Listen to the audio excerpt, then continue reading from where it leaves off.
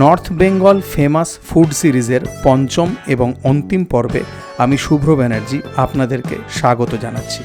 আজকের এই এপিসোডে আপনারা দেখবেন নর্থ বেঙ্গল বলা ভালো ডুয়ার্সের একটি পপুলার ধাবা, তৎসহ ডুয়ার্সের নৈসর্গিক সৌন্দর্য। গত 4টি পর্বের মতো এই পর্বেও প্রকৃতি এবং খাবার একসাথে মিলেমিশে আছে। এই পর্বে শুধু ধাবা নয়, আপনারা দেখতে পাবেন তিস্তা পাড়ের একটি জনপ্রিয় স্ট্রিট ফুড জোনের স্ট্রিট ফুড। আমি চেষ্টা করেছি উত্তরবঙ্গের খাদ্য সংস্কৃতিকে গত 4টি এপিসোডের মতো এই শেষ পর্বেও আপনাদের সামনে তুলে ধরতে। প্রকৃতি, খাবার, ঘোরা, বেড়ানো এই সব কিছু মিলিয়ে আমার মতে আজকের এই শেষ পর্বটিও অন্য 4টি পর্বের মতোই একটি জমজমাট পর্ব, যেখানে আমি দেখিয়েছি নর্থ বেঙ্গলের আদত পপুলার খাদ্য প্রতিষ্ঠানগুলি এবং সেখানকার ভালো খাবারগুলি।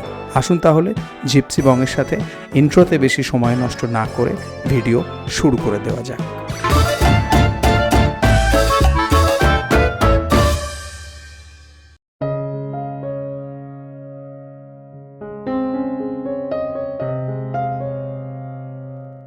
গজলডোবায় তিস্তা ব্যারেজের ওপরে এসে দাঁড়িয়ে আছি। বিকেল শেষ হওয়ার একটা মুহূর্ত এই সময়টায়, আর রোদ উঠেছে। সকাল থেকে মেঘ বৃষ্টির পরে যখন রোদ্দুর ওঠে তখন যেন দিনের স্নিগ্ধতাটা আরও বেশি বেড়ে যায়। আর এই তিস্তা ব্যারেজে দাঁড়িয়ে থাকতে দারুণ লাগছে, মানে আদিগন্ত বিস্তৃত তিস্তা নদী, ব্যারেজ থেকে জল বেরোচ্ছে, অসম্ভব দারুণ সুন্দর দৃশ্য, দারুণ। আমি তো সবাইকে বলবো জীবনে একবার হলেও ডুয়ার্স আসুন। হ্যাঁ, আপনারা অনেকেই এসেছেন, সব সময় এসেছেন আমি জানি, কিন্তু বর্ষা এলে আর দুর্দান্ত লাগবে। যদিও এটা আমি ভরা গরমে শ্যুট করছি, কিন্তু এই কদিনে ওয়েদারটা এত ভালো ছিল যার জন্য আমি দারুণ দারুণ এনজয় করেছি। এখন গজলডোবায় কিছু স্ট্রিট ফুড এক্সপ্লোর করবো এমনটা ইচ্ছে। আমার সাথে ওদিকে রিক আছে, রাজু আছে। ওদেরকে আপনারা একটু আগে মালবাজারের আমাদের যে এলো আমাদের বাপিদার হোটেলের ভিডিও, ওইখানে দেখেছেন। একই দিনে শ্যুট হচ্ছে কিন্তু আলাদা আলাদা এপিসোড চলছে।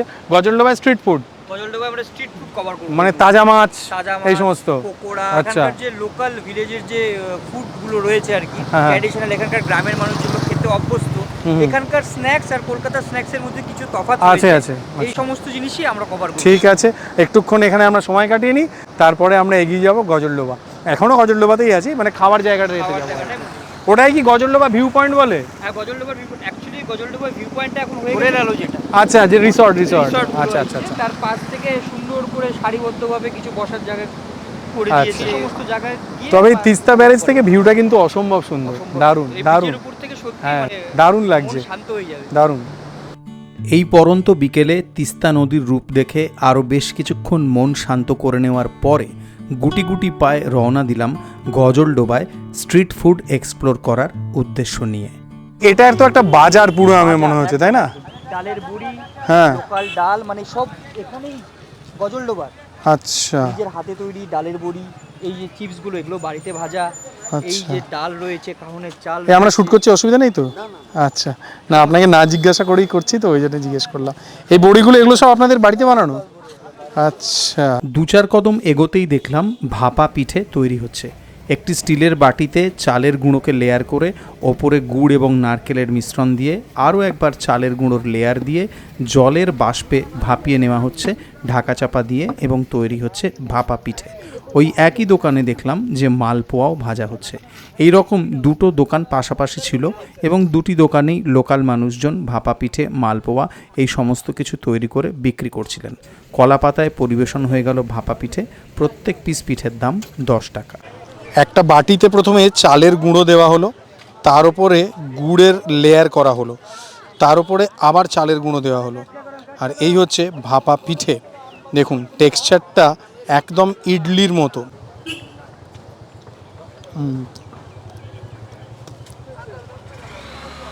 একটু কাঁচা কি হালকা, এরকমই হয়? এরকমই হয়। আচ্ছা, অ্যাকচুয়ালি লোকাল চালের গুলো একটা গন্ধ থাকে। আমার সেরকমই মনে হলো। নারকেলটা গুড় দিয়ে ভালো করে করেছে, ঠিক আছে, ঠিকঠাক লেগেছে আমার। মানে এটার একটা বিশেষত্ব কি, ভাপা পিঠে গুড়টা যখন গলে গিয়ে মেল্ট হয়ে যাবে তার মানে সেটা হয়ে গেছে, আর যদি গুড়টা শক্ত থাকে তার মানে সেটা হয়নি। পিঠে খাবার পরে ফলের বাজার দেখতে দেখতে এগিয়ে চলেছিলাম। নানা রকমের ফল, এই ফলের বাজারের উল্টো দিকেই বেশ কয়েকটা দোকান দেখলাম যেখানে তিস্তা নদীর মাছ বিক্রি করা হচ্ছে। নানা রকমভাবে ভেজে এই মাছ বিক্রি করা হয় এমনটা জানলাম। কোথাও তাজা মাছ রাখা ছিল, ভেজে দেওয়া হবে অর্ডার মতো, কোথাও বা ম্যারিনেট করে কাঁকড়া রাখা ছিল, কোথাও আবার মশলা মাখিয়ে হাফ ফ্রাই করে চিংড়ি রাখা ছিল। এছাড়া দেখলাম যে চাউমিন, নুডল এই সমস্ত কিছুও এখানে বেশ ভালোই বিক্রি হচ্ছে। উত্তরবঙ্গের মানুষ, বিশেষ করে যারা শিলিগুড়ি, জলপাইগুড়ি, ওদলাবাড়ি, মালবাজার, চালসা এই সমস্ত এলাকার মানুষ, তারা উইকেন্ডে এখানে চলেই আসে। উইকেন্ডে ওই শনিবার রোববার ফ্যামিলি নিয়ে চলে এসে 2-2.5 ঘন্টা সময় কাটিয়ে সুন্দর গরম মাছ ভাজা তিস্তার হাওয়া খেয়ে একেবারে বাড়ি, আবার নতুন সপ্তাহ। ভালো লাগলো সত্যি, আর অনেক বড় জায়গা, প্রপার ব্যবস্থা, কিন্তু কিছু কিছু মাঝে মনে হয় কালার আছে, তাই না? যেটা আমার মনে হয় কাস্টমারদের অ্যাট্রাক্ট করার সে তো স্বাভাবিক, সে সব জায়গাতেই এখন থাকে, যেটা বাঞ্ছনীয় নয়। যাকে আমরা ওই কাঁচা বরলি ভাজা তো একটু খেতে পারি, একদম একদম নিশ্চয়ই, কারণ আমি একটু ট্রাই করতে খুবই উৎসাহী। কুঁচো চিংড়ির এই বড়াগুলোর সাইজ দেখো, বিরাট বড় বড়। এটা কি মাছ? চেলা মাছ। এটা 10 পিস 200 টাকা, তাই তো? আচ্ছা, এখানে তো প্রচুর দোকান, কাঁকড়াও পাওয়া যায়, বিরাট বড় বড় চিংড়ি, আর ভেতরে বসে প্রপার খাবার জায়গা আছে। নাইস, নদীর ভিউ দেখতে দেখতে খাও, এরকম টাইপের একটা ব্যাপার। এই প্রত্যেক কটা দোকানেই নানাবিধ ফ্রাই আইটেমের সম্ভার, তার মধ্যে মাছের আইটেমই বেশি ছিল। আমার ইচ্ছে ছিল বরলি মাছ ভাজা খাওয়ার, তাই কাঁচা বরলি মাছ চয়েস করে নিলাম এবং এই দোকানে আমাকে বরলি মাছ নুন, হলুদ, লঙ্কা এবং বেসনে মাখিয়ে সুন্দরভাবে যত্ন করে তেলে ফ্রাই করে দিয়ে দেওয়া হলো। এই 1 প্লেট বরলি মাছ পেঁয়াজ, লঙ্কা, লেবু দিয়ে যখন সামনে এলো তখন তার দাম হলো 200 টাকা। আমাদের উত্তরবঙ্গের ছেলে রিক বলছে যে আমি একটু বেসন কোট করে ভাজিয়েছি, সেটা ভুল হয়েছে, তাই তো? অ্যাকচুয়ালি এই বরলি মাছটা শুধুমাত্র লবণ আর হলুদ দিয়ে যদি খাওয়া যায় আরো বেশি স্বাদ, মানে অ্যাকচুয়াল স্বাদটা বোঝা যায়। কিন্তু ও বললো যে ওটা ভাজলে ভেঙে যাবে। হ্যাঁ, এইটাই হচ্ছে মূল কারণ, ওদের যাতে কাজে একটু সুবিধা হয় আর খেতে যাতে একটু বেশি মুচমুচে লাগে। মুচমুচে লাগছে, ওপরে ওরা ম্যাগি মশলা দিয়েছে, আচ্ছা, আর চাট মশলা দিয়েছে, আর পেঁয়াজ, লেবু, সলিড লাগছে। এর মধ্যে সব কটা যে একদম বরলি আছে এমন নয়, কিছু একটা দুটো চেলাও আছে আমার মনে হচ্ছে। হ্যাঁ, মিক্স আছে, না একটু মিক্স আছে। প্লেটটার দাম 200 টাকা, যত্ন করে ভেজে দিয়েছে, পরিষ্কার তেলে, এনজয় করছি। দারুণ দারুণ, মানে এগুলোর স্বাদ বলে বোঝাতে হবে না, একদম মুচমুচে কুড়মুড়ে মাছ ভাজা এইরকম একটা দৃশ্যের সামনে বসে খেতে দারুণ লাগবে। আর আমার সাথে থাকবেন, কারণ আমি এখন ওদলাবাড়ি যাবো, ওদলাবাড়ি লামা হোটেল। লামা হোটেলে গিয়ে আমরা বিভিন্ন কিছু খাবো, ওটা খুব পপুলার ওখানে। আচ্ছা, আপাতত এই বরলি ভাজাটা ফিনিশ করি। স্ট্রিট ফুড এক্সপ্লোর করার পরে গজলডোবায় এই বছর 2 আগে তৈরি হওয়া ব্রিজের কাছে এগিয়ে এলাম। এখান থেকে দারুণ সুন্দর সূর্যাস্ত দেখা যাচ্ছিল। বেশ কিছুটা সময় এই সূর্যাস্তের দৃশ্য উপভোগ করলাম। তারপরে হাঁটতে হাঁটতে এগোলাম ব্রিজের ওপরে। এই ব্রিজের নিচে দিয়ে একটা ক্যানাল বয়ে যাচ্ছিল, একদম শান্ত, সুন্দর, স্নিগ্ধ প্রকৃতি যাকে বলে। মনে হচ্ছিল এখানে ঘন্টার পর ঘন্টা দাঁড়িয়ে থাকি। দূরে যে সূর্যাস্ত হচ্ছিল ওই রকম সাবলাইম সূর্যাস্তের দৃশ্য আমি সত্যি বলছি অনেক বছর পরে দেখলাম। আমি এখানে দাঁড়িয়ে কিছুটা সময় এই সূর্যাস্ত দেখে নিই। আপনাদের সাথে আমার আবার দেখা হবে ওদলাবাড়িতে লামা হোটেলে পৌঁছানোর পরে। क्या ऑर्डर करना चाहिए बताइए, मैं तो पहली बार आ रहा हूँ।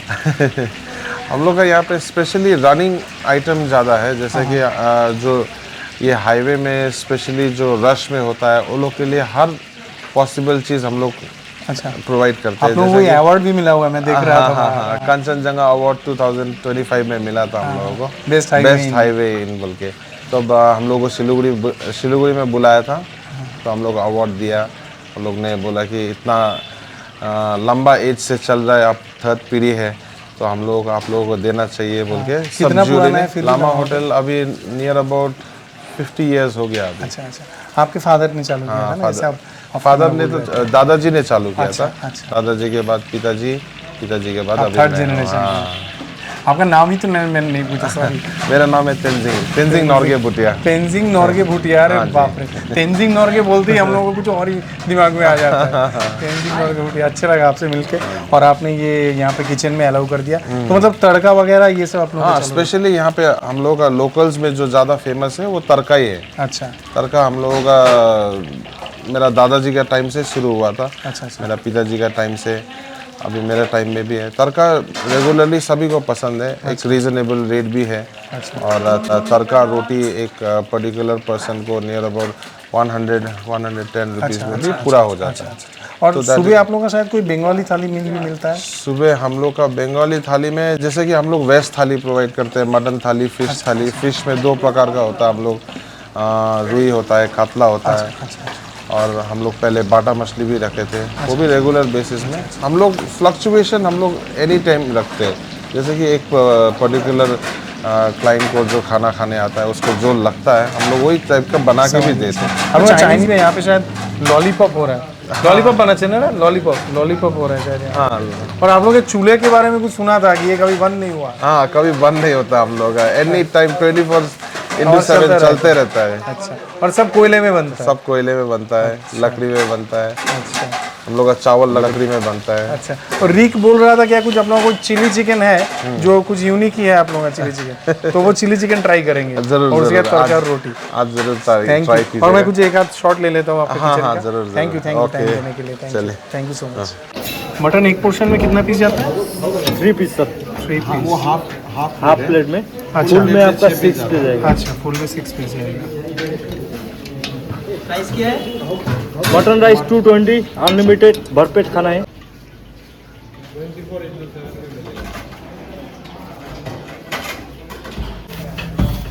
बटर नान।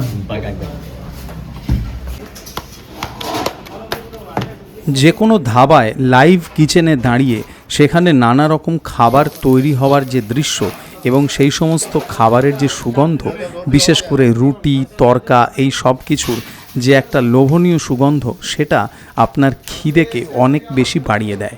লামা হোটেলের এই কিচেনে দাঁড়িয়ে আমার তেমনটাই মনে হচ্ছিল। একদম লাইভ কিচেন, কাস্টমারের অর্ডার অনুযায়ী গরম গরম খাবার পরিবেশন করে দেওয়া হচ্ছে এবং পুরোটাই তৈরি হচ্ছে কয়লার আঁচে। এবারে আসুন আপনাদের লামা হোটেলের অ্যাম্বিয়েন্সটা দেখিয়ে দিই। 2-3টে আলাদা আলাদা বসার ব্যবস্থা আছে। সন্ধে প্রায় 8টা বাজছিল, অল্প কাস্টমারদের ভিড় ছিল। আমাদের খাবারও পরিবেশন করে দেওয়া হলো। এইটা বাটার চিকেন, তার সাথে রিক আমাকে বলেছিল এখানকার চিলি চিকেনটা অবশ্যই ট্রাই করতে। এটা চিলি চিকেন আর 2 ধরনের তড়কা নিয়েছিলাম। এটা ডিম তড়কা, তার সাথে এই আমাদের হাত রুটি, আমার হাত রুটি পছন্দ, যেটাকে তাওয়া চাপাটি বলে। মাটনও নিয়েছিলাম একটু টেস্ট করার জন্য, জাস্ট 2 পিস। আর এক ধরনের তড়কা, এটা হচ্ছে ভেজ তড়কা। এবারে আসুন খাওয়া দাওয়া শুরু করা। অনেকে বলেছিল শিলিগুড়ি থেকে অনেকে রাত্রিবেলা এখানে খেতে আসে। হ্যাঁ, একদম একদম। যে কোনো ফেস্টিভ্যালে প্রচুর ভিড় হয় এখানে। আচ্ছা শিলিগুড়ি থেকে সব থেকে বড় কথা বিদেশিরা এখানে প্রত্যেক দিন খায়। আচ্ছা। বিদেশিরা খায় বলতে ভুটানের সকাল থেকে রাত পর্যন্ত 6টা থেকে 7টা বাস, যাতে মোটামুটি 250 থেকে 300 লোক প্রত্যেক দিন এখানে খায়। ভেজ তড়কা, এর মধ্যে অনেক কিছু আছে। টমেটো দিয়ে ভালো করে ফ্রাই করা হয়েছে আর ক্যাপসিকামও আছে। নাইস, তড়কাটা nice looking. Egg tadka, veg তড়কার টেক্সচার আর এগ তড়কার টেক্সচার দুটোর মধ্যে কিন্তু একটা ডিস্টিংক্ট ডিফারেন্স আছে, তাই না রি? একদম একদম একদম। এই ধরনের ধাবাগুলোর সবথেকে যেটা ভালোর জিনিস যে সেটা হচ্ছে যে খাবার যে যেমন যখন অর্ডার করছে সেই অর্ডার অনুযায়ী একদম ফ্রেশলি মেড হচ্ছে। জাস্ট 2 মিনিট বসে থাকতে হবে আর গরম গরম আপনার একদম গরম গরম। ধাবা স্টাইল ফুডের ব্যাপারই তাই। এইটা চিলি চিকেন, যেটায় কোটিং নেই তুমি বলছো আর কি, কিন্তু মনে হয় একটু কালার আছে। যাই হোক, চিলি চিকেন, খানিকটা। হ্যাঁ, ক্যাপসিকাম, পেঁয়াজ, এই সমস্ত কিছু দিয়ে। তুমি হাত গুটিয়ে বসে আছো কেন? মাটনটা লাস্টে ট্রাই করবো আর তার আগে বাটার চিকেনে ট্রাই করবো। এই চিলি চিকেনটা দিয়ে শুরু করা যায়।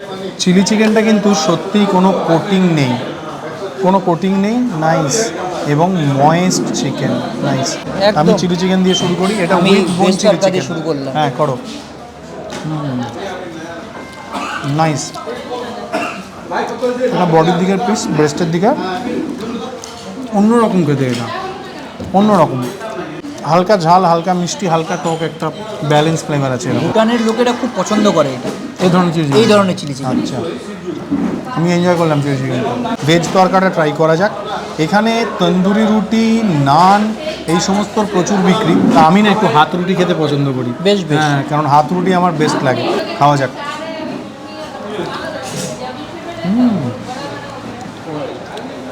তড়কাটা সলিড খেতে, সলিড খেতে তড়কাটা।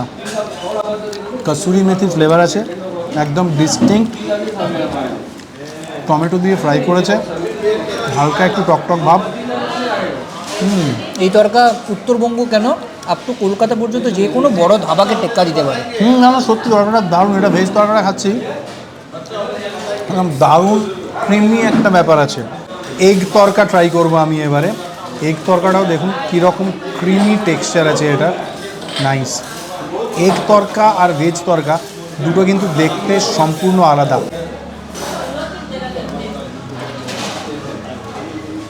কেমন? একটা কথা বলবো, এটা হচ্ছে এ বলে আমায় দেখ, এ বলে আমায় দেখ, তো তুমি কাকে দেখবে সেটা তোমার চয়েস। একদম একদম সিরিয়াস, মানে ব্যাপারটা হচ্ছে ঝগড়া লেগে যাবে। হ্যাঁ, যে তোমার যেদিনকে ভেজ খাওয়ার ইচ্ছা হবে সেদিন হয়তো এটা অর্ডার দিলে, আর যেদিন এগ তরকা খাওয়ার ইচ্ছা হবে সেদিন হয়তো এটা। ওয়েল, আমি এটা যখন খাচ্ছি আমার মনে হচ্ছে না যে এমন একটা কিছু রিচ কিছু খাচ্ছি, আবার এমন নয় যেটা হোমলি, সেটাও নয়, কিন্তু একটা কমফর্টিং টেস্ট আছে কসুরি মেথি সব কিছু দিয়ে। বাটার চিকেন, প্রচুর পরিমাণ ক্রিম দেওয়া আছে এবং বাটারের জন্য বেশ ভালো পরিমাণ তৈলাক্ত ব্যাপারটা, একদম ট্র্যাডিশনাল টমেটোর গ্রেভি যেমন হয়। আর এটা তন্দুরি বাটার চিকেন, মানে এই যে চিকেনের পিসগুলো, এই যে এটা একটা ড্রামের পিস আর এইটা একটা থাইয়ের পিস আছে, এগুলোকে তন্দুর করা হয়েছে। বাটার চিকেনের একটু গ্রেভিটা দিয়ে আমি ট্রাই করব, বাকি চিকেন তুমি খাবে আর নয়তো রাজু খাবে, আমি এত কিছু এখন আর খেতে পারবো না। চিকেনটা মানে রাজুর পেটেই যাবে আজকে। চিকেনটা ওই খাক। এই গ্রেভিটার মধ্যে একটা দারুণ বাটারি ফ্লেভার আছে, আর তার সাথে যেটা আছে সেটা হচ্ছে একটা হালকা হালকা মিষ্টি মিষ্টি ভাব, বাটারের সুগন্ধ, এবং সেইটাকে ব্যালেন্স করার জন্য এই মিষ্টি মিষ্টি ফ্লেভারটাকে একটা টমেটোর খুব সাটল একটা টক ভাব, কিন্তু সব কিছু মিলিয়ে বাটারের সুগন্ধটা আর ওই হালকা হালকা মিষ্টি মিষ্টি ব্যাপারটা দারুণ। কি মনে হয় যে কোনো বড় রেস্তোরাঁকে টেক্কা দিতে পারে? একদম একদম একদম আমার মনে হয়। টেস্টিংয়ের জন্য 2 পিস মাটন নিয়েছি, আহা একদম জবরদস্ত মাটন। এইটা একটা নলির পিস। আমাদের ওদলাবাড়ির সেলিম আচ্ছা। ভাইয়ের মাটন। আচ্ছা, মানে যে দোকান থেকে যে দোকান খাসিটা থেকে আনা হয় এটা আর কি। আনা হয় আচ্ছা, আর কি। হ্যাঁ বেশ শুনতে। সেলিম বেশ নাম করা। আচ্ছা, শুধু মাংসটা খাবো। এটা কিন্তু বাঙালি মাটন কষা নয়, না না একদম ধাবা স্টাইল। পুরো বাঙালি মাটন কষা নয়, এটা অন্যরকম ফ্লেভারফুল নর্থ ইন্ডিয়ান ধাঁচের। এটা খুব সুন্দর, মানে এর মধ্যে পেঁয়াজ বেশ হলেও তার যে পেঁয়াজের যে হালকা মিষ্টি ব্যাপারটা সেটা নেই। এটা একদম রোবাস্ট, একদম dhaba style north Indian mutton কষা যেমন হয় সেরকম। নলির মধ্যে ভালো কার্তুজ আছে, জবরদস্ত, খুব এনজয় করলাম সত্যি বলছি। এবারে অফ ক্যামেরা আমরা আস্তে আস্তে খাবারটা ফিনিশ করব। আমাকে যদি রেকমেন্ড করতে হয় তাহলে আমি এখানকার দুটো তরকার কথা বলবো, বাটার চিকেনটার কথা বলবো, আর মাটন কষা সেটা যদি বাঙালি ফ্লেভার ছাড়া নর্থ ইন্ডিয়ান স্টাইল মাটন কষা পছন্দ হয় তাহলে মাটন কষাটাও ট্রাই করতে বলবো। ওভারঅল এটা একটা রেকমেন্ডেড জায়গা, অন দ্য ওয়েতে, অন দ্য গ্রোতে একটা ভালো মিলের জন্য বলে আমার মনে হয়েছে অ্যাকর্ডিং টু আজকের এক্সপিরিয়েন্স। ব্যাস এইটুকুই আমি বলবো। এনাদের দুপুরবেলার বাঙালি খাবার আমি খাইনি, কিন্তু আমি আজকে এখনও পর্যন্ত এই দুটো তরকা খেয়ে দারুণ, মানে কি বলবো, ইমপ্রেস হয়ে গিয়েছি। চিলি চিকেনটাও আমার ঠিকঠাক ডিসেন্ট মনে হয়েছে, মানে আমার প্যালেট প্রেফারেন্স অনুযায়ী, কিন্তু এই তরকা দুটো একেবারে খাসা, একেবারে খাসা। তাহলে যে সমস্ত সাবস্ক্রাইবাররা তোমার কমেন্ট করেছিল তাদেরকে কি বলবে তুমি? না না, অনেকে অ্যাকচুয়ালি বলেছিলেন যে লামা হোটেল আর আগের মতো নেই, কিন্তু আমি তো আগের টেস্টটা জানি না, আমি আজকে যেটা খেলাম সেই টেস্ট অনুযায়ী আমার দারুণ লেগেছে। আমি তোমাকে আশ্বাস দিয়েছিলাম একদম বেস্ট হবে এই এপিসোডটা যদি তুমি লামা হোটেল অ্যাড করো। আমি ওটাকে জিজ্ঞাসা করেছিলাম, তরকাটা খেয়ে আমি মুগ্ধ, সেটা ভেজ বলুন বা এই ডিম বলুন, একদম জাবরানজা 10x।